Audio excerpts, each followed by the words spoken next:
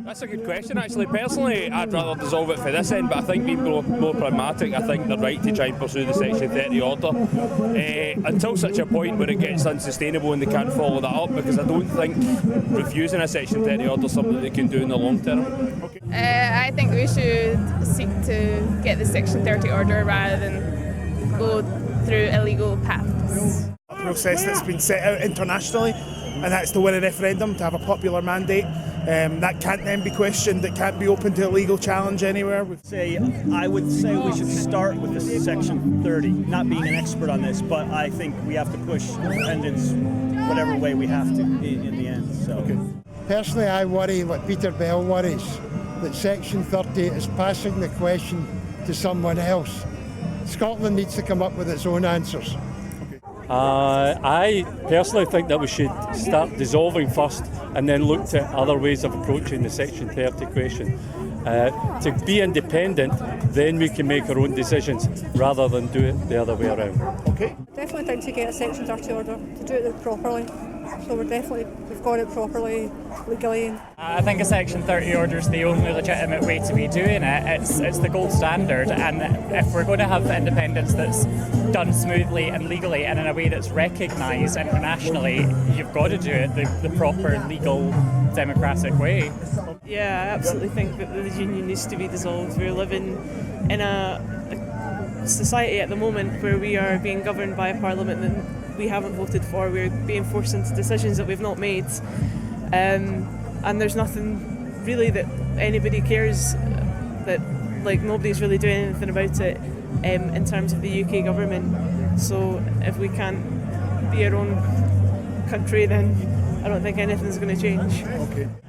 I think we should be pursuing to try and get a Section 30 order, but we should have all cards on the table. Because if it's a Tory government that we end up with in December, as is possible, we have to be looking at the possibility that they just won't grant us Section 30. We have to be looking at other ways of getting independence. Okay. I think it's legitimacy more than anything else on an international stage.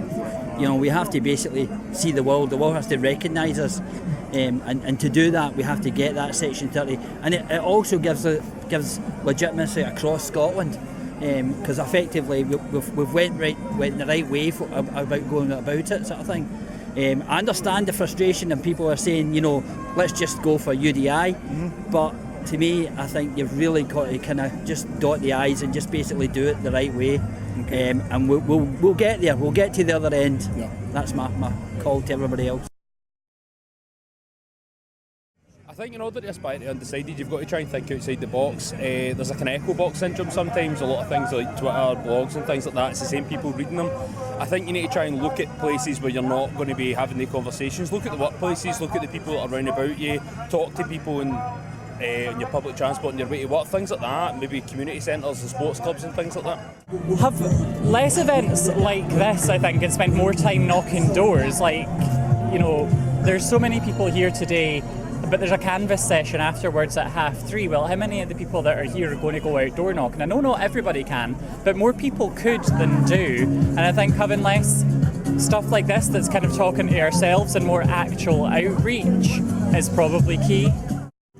The hardest thing in the world, really, because it's so obvious to me. Education, educating people. I think one of the biggest things I found last time was that there was a connection between independence and the SNP where there doesn't have to be. Once we're independent, if you want to vote Tory, go right ahead. I think that's something that we have to get across, that it's not going to be a dictatorship of one party. Through events like this, word of mouth and social media. Do you think there's enough young people involved? Yes, definitely. Why can't I find anybody that's young about here? Really? Spending all day. It's quite difficult. I don't know, maybe because I'm politically active, but I know many young people who are engaged in politics, especially people that never used to be many years ago. Okay. I think what we're doing is currently good. I mean, I think we are talking. I know I'm talking to my family, and I've got people that voted no, and I've got ones that have now changed from no, to no to yes. I haven't met anybody yet that's went from yes to no, but so I think we're going in the right way about it.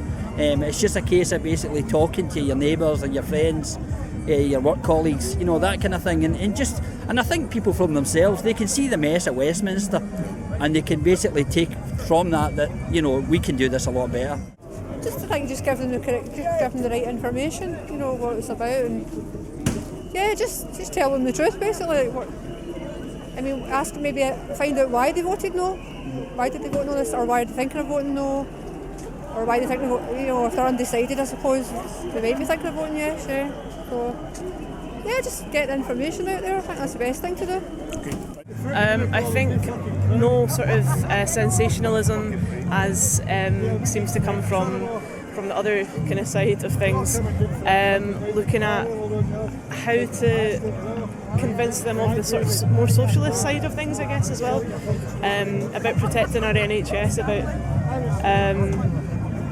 the thousands or loads of opportunities that are available for Scotland within the EU, for Scotland just as a nation within itself, rather than us being bound to this country that is currently a sinking ship.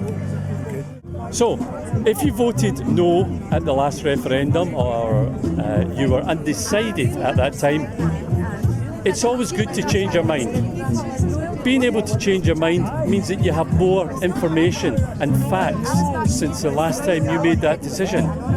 Now, there's a lot more information out there for you to get hold of. And I think that's why people who are on the no side are coming over in their thousands to the yes side. And that's a very good thing. Pursuing real policies that will actually make a difference in people's lives. I feel very, very strongly about this. We have to be looking at policies such as increasing the minimum wage, making public transport free at the point of use, making Scotland radically better. It's the only way we'll get independence, is if it's on a platform of changing people's lives, making it a risk worth taking. I've done something on Facebook every time I see someone coming on and ranting from the union side. I do a short list. Your kids can go to university free of charge. They can't anywhere else in the UK. You'll go into the chemist, you'll get your prescriptions free of charge. You can't anywhere else in the UK. I do a short list of that, including getting rid of nuclear weapons in Scotland. And I simply ask for their list of why we should stay in the UK. I've probably posted something like that maybe 100 times. I've not yet once had a response, not once. So it's a question of sitting down saying, finally, Scotland sends X billion to Westminster. We get a tiny proportion of that back from Westminster, and yet we're able to accomplish that list from that smaller amount of money. Think what we could do if we kept all the money here. I think by hard work, by getting into every community across the country.